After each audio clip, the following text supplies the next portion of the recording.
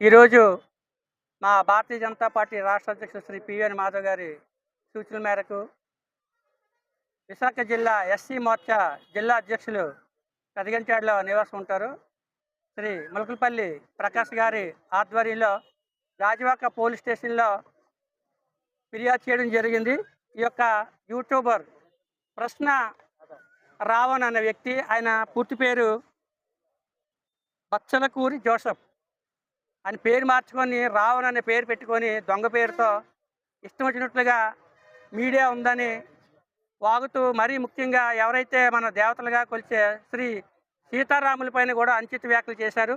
దాంతోపాటు మా కూటమి ప్రభుత్వమైన శ్రీ జనసేన అధ్యక్షుడు శ్రీ పవన్ కళ్యాణ్ గారి మీద, రాష్ట్ర సీఎం గారు శ్రీ చంద్రబాబు నాయుడు గారి మీద, అదేవిధంగా మా బీజేపీ నాయకుల మీద, అందరి మీద కూడా అనుచిత వ్యాఖ్యలు చేశారు. ఆయన పైన వెంటనే చర్యలు తీసుకోవాలని, ముఖ్యంగా వారి వెనక ఎవరున్నారో వాళ్ళని వెంటనే విచారణ జరిపించి పట్టుకోవాలని, అతనికి విదేశాల నుంచి, అదేవిధంగా కొంతమంది సంఘ విద్రోహ శక్తుల నుంచి మత విద్వేషాలు రెచ్చగొట్టే విధంగా ఆయన్ని ప్రోత్సహించి ఆయనకి ఫండింగ్ కూడా చేశారని తెలుస్తుంది. కాబట్టి దానిపై పూర్తిగా విచారణ జరిపి వారికి కఠినమైన శిక్ష విధించాలని, ఇప్పటికే జైలుకి వెళ్ళి వచ్చినా సరే సిగ్గులేదు, ఇంకా నవ్వుతూ తిరుగుతున్నారు.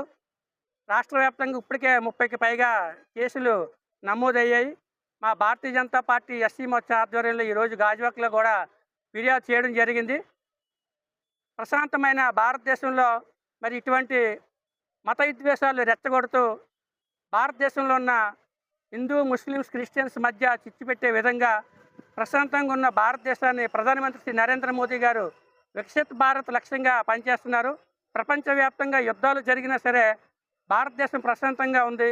అది చూడలేక కొంతమంది సంఘ విద్రోహ శక్తులు వీళ్ళు వెనక ఉండి వీళ్ళకి ఫండింగ్ చేసి ఇలా రెచ్చగొడుతున్నారు. వీరితో పాటు మన ఆంధ్రప్రదేశ్ రాష్ట్రంలో ఒక నటుడు, ఆయన పేరు చెప్పాలంటేనే మాకు సిగ్గుగా ఉంది. ఆ నటుడికి మనం అంతా సినిమా టికెట్లు తీసి ఆయనకి ఎంతో ప్రకాష్ రాజ్ అనే నటుడిని మనం అంతా కూడా అందలం ఎక్కిస్తే, అతను కూడా ఈ యొక్క జడశ్రవణ్ గారు కానివ్వండి, అదేవిధంగా ఈ ప్రశ్న రావణ్ కానివ్వండి మద్దతు ఒత్తాస పలుకుతూ మాట్లాడుతున్నారు.